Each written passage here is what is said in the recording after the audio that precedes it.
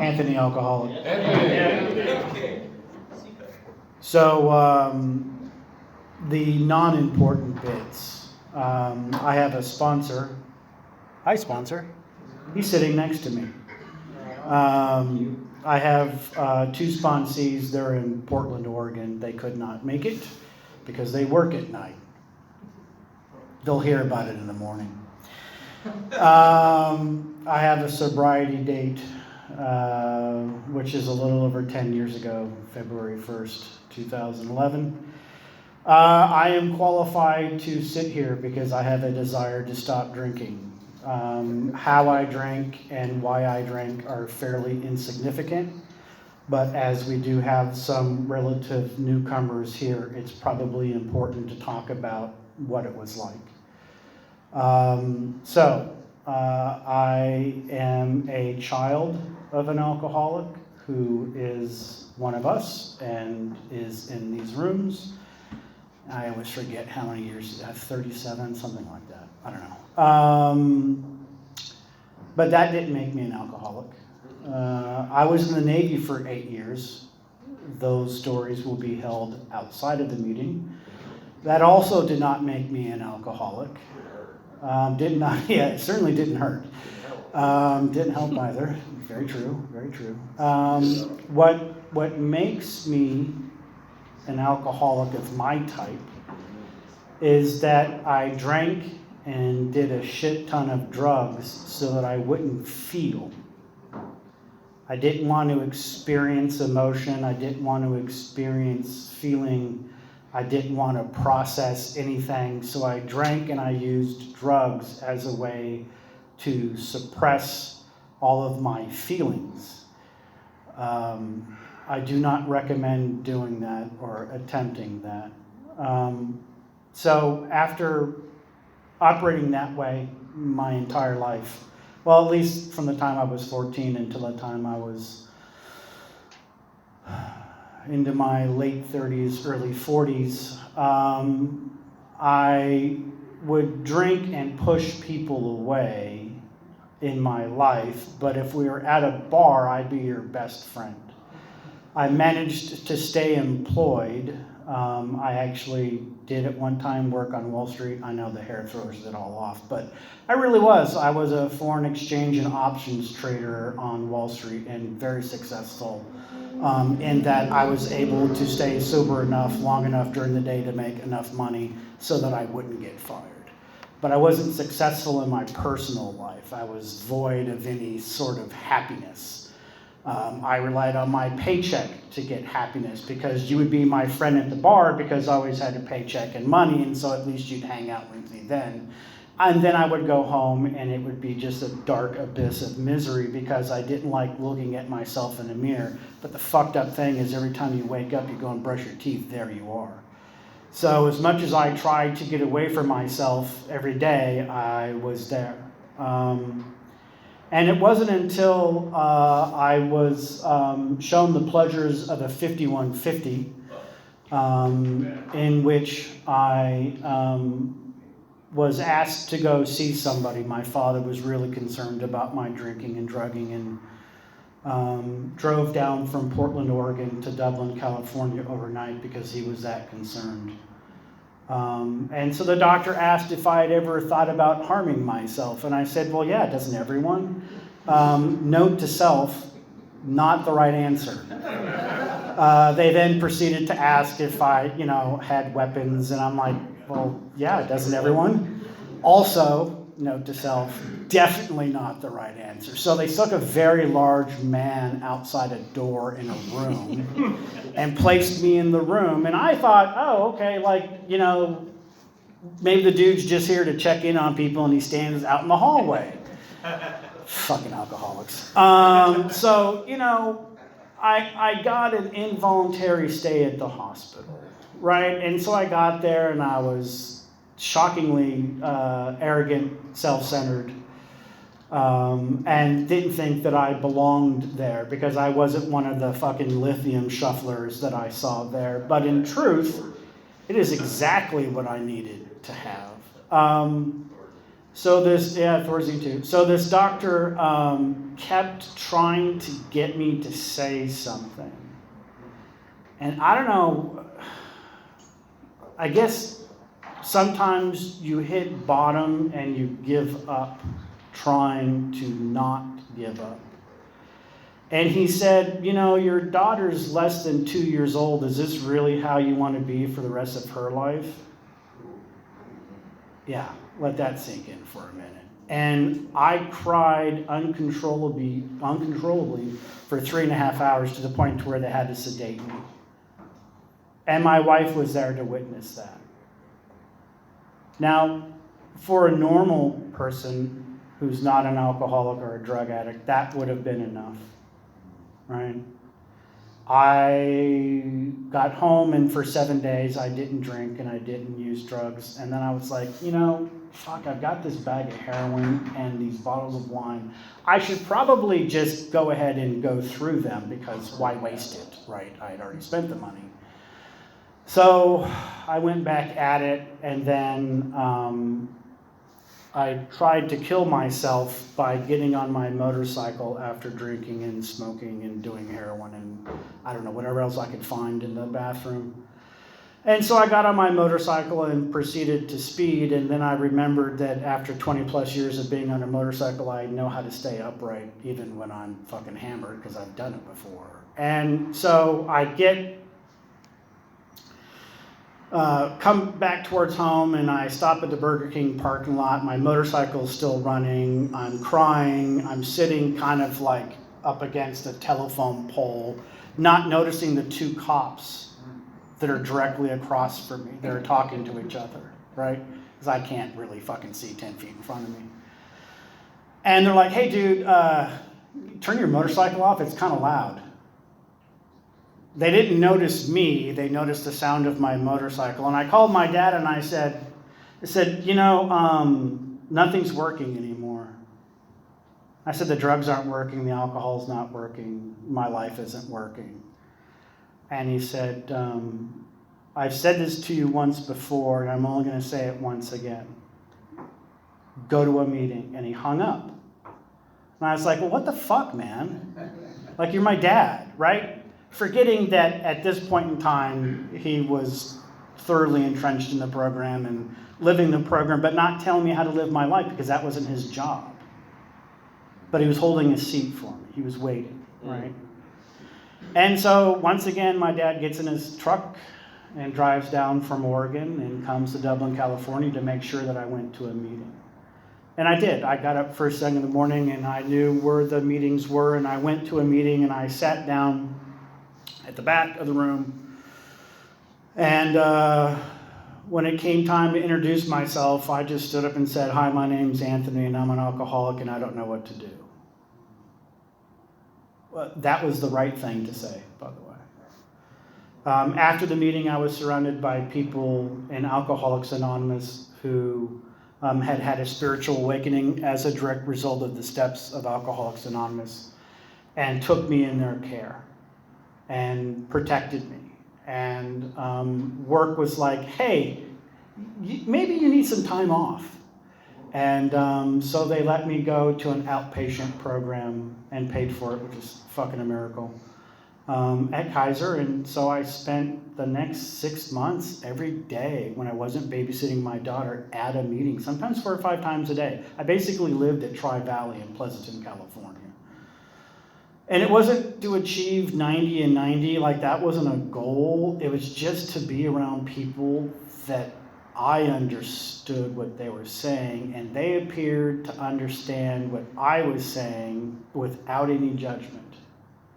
And that relief from being in that environment was so intoxicating. I was like, wow, like, these people are really fucking cool. Their stories are fucked up, but these people are really cool. But I identify with the fucked up parts. Like everybody had a little something. I was like, oh yeah. And so really early on, I was like, I fucking found my tribe. Like, I found where I belong. Even if I wasn't really quite sure in my heart if I was an alcoholic, at least I knew that I had a place where I was welcomed. and I was understood, and I felt protected, and I could be vulnerable. I could go to a meeting and fucking cry, and no one made fun of me. No one said anything. Sometimes dudes just come by and be like, hey, let's just go outside and talk, right? People were taking care of me because I saw what a fucking mess I was, and it reminded them of what a mess they were or somebody else was. And they were giving away freely what was given to them freely, right? Alcoholics Anonymous is a program that's really fucking easy, right? So I refer to everything as a textbook because it is, right? So I am never far away from my textbooks, and guys jokingly, which I love, will accuse me of being a big book thumper or a book thumper of some sort. And I am, and I wear that as a badge of fucking honor. Because this book and the texts of Alcoholics Anonymous have saved my life. My life isn't always perfect, nor should it be. But if I keep track of my character defects, of which there are several, shocking enough, I dog-ear and highlight sections of the big book that speak to my character defects. So at the end of the night, when I'm doing inventory and I feel in my bones like I've done something wrong, my character defects are on my nightstand. I can look at them, and there are page numbers assigned to everyone. And so I go and I read a section from the big book to make sure that when and if I need to make amends, I'm doing it for the right reason, right? Doesn't matter how far away I am from a drink. It doesn't matter how or why I drink or what I did or how many times I did coke off of a stripper's ass. Many times.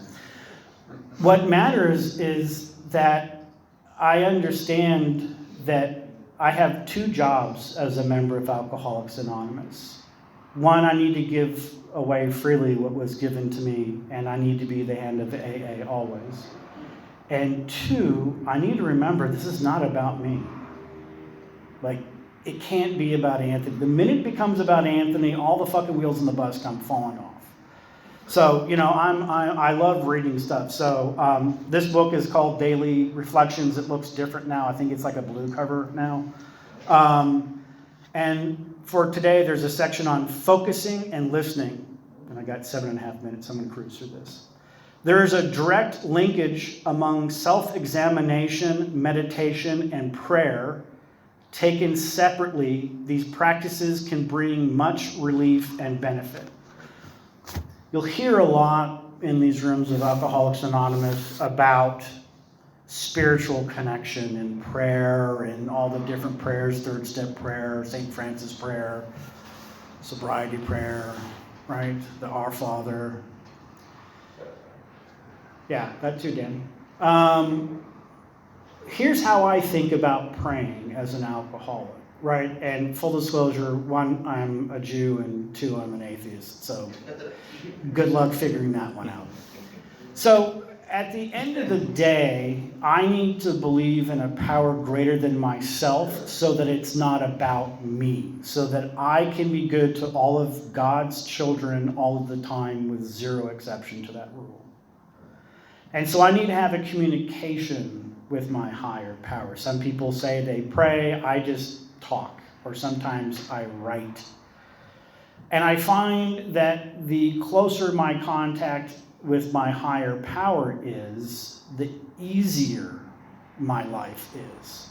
The more I sit in quiet meditation when I'm frustrated or feeling like I need to be the victim, my life gets better. Long and short of it is, if I can keep myself out of the picture and think about being of service to others first and carrying these principles in all of our affairs, wherever the fuck I go, my life gets better. It's never going to be perfect. I'm never going to be a perfect alcoholic. I'm never going to be a perfect student of Alcoholics Anonymous. But what I have learned is that as I grow in the strength of my sobriety one day at a time, and my spiritual connection with my higher power on a daily basis, it avails and enables me to start to work on my emotional sobriety, right? Or as we jokingly call it, the Graduate School of Alcoholics Anonymous. If I can combine spiritual happiness and peace and being good to all of God's children all of the time by carrying the principles in all of my affairs, and then have emotional maturity as a grown man to be able to deal with life on life's terms and really be good to people while I'm doing it, then I feel like I've succeeded. But I only get to do that 24 hours at a time. Because trust me, I can be an asshole, right? Like, it's not hard. It's pretty fucking easy for me, actually. And sometimes I enjoy it.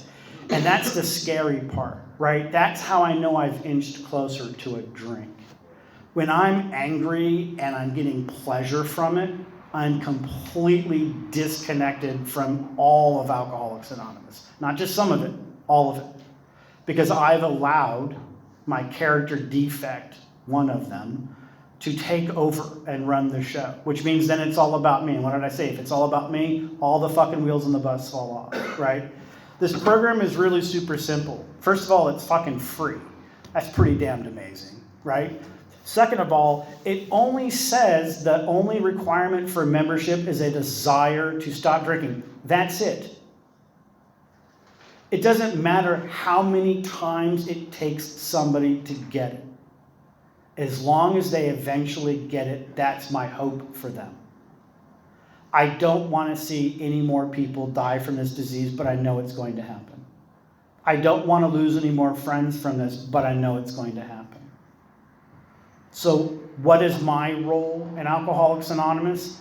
Just to try to be a fucking good guy, be a big book thumper, right? Read shit out of text that maybe other people haven't read, introduce things from Alcoholics Anonymous that maybe other people haven't read, not to make myself feel good, but because my primary role is to help alcoholics who still suffer. And in order to do that, I have to be of service. In order for me, service reflects itself in my gaining knowledge through the text of Alcoholics Anonymous and sharing it. That's how I give back. I'm a jerk as a sponsor, by the way, because I grew up around a lot of old school guys, so I put dudes through a lot. I can see that. I don't let them take their time. If in 3 months you don't have step 4 done, I may fire you. Because in 6 months, I expect you to be done with all 12.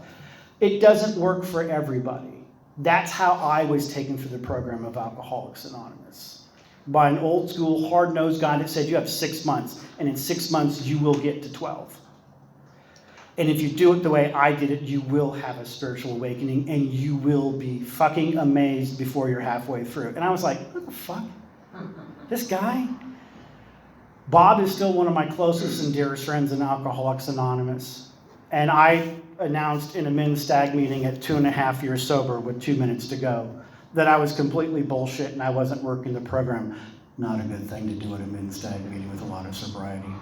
And at the end of that meeting, I was fucking cornered. And I mean cornered. And this one dude walked up to me with his fucking 2x4 finger and he stuck it in my chest and he's like, you will not leave the parking lot tonight without a sponsor and completing steps 1, 2, and 3. And I was like, yeah, I will not leave until I complete. And I went to Bob and I was like, can you be my sponsor? And he was like, step 1. I was like, fuck.